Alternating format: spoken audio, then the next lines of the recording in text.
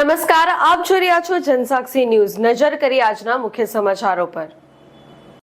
Ankleshwar railway યાર્ડમાં goods ટ્રેનના ડબ્બા પાટા પરથી ઉતરી પડ્યાની ઘટના સર્જાઈ હોવાના દ્રશ્ય સર્જાતા થોડી વાર માટે દોડધામ મચી ગઈ હતી। જો કે બાદમાં જાણવા મળ્યું કે આ ઘટના વાસ્તવિક નહીં, પરંતુ ડિરેલમેન્ટ દરમિયાન કરવામાં આવતી કામગીરીની મોકડ્રીલનો ભાગ હતી। મોકડ્રીલ દરમિયાન રેલવેના ઉચ્ચ અધિકારીઓ તાત્કાલિક ઘટના સ્થળે પહોંચ્યા હતા અને રાહત તથા બચાવ કામગીરી કેવી રીતે કરવામાં આવે તે અંગે પ્રાયોગિક તાલીમ આપવામાં આવી હતી।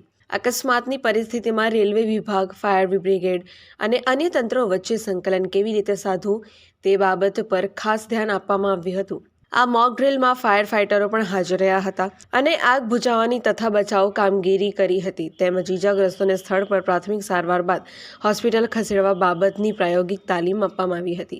સમગ્ર પ્રક્રિયા દરમિયાન સુરક્ષા નિયમોનું પાલન કરવામાં આવ્યું હતું।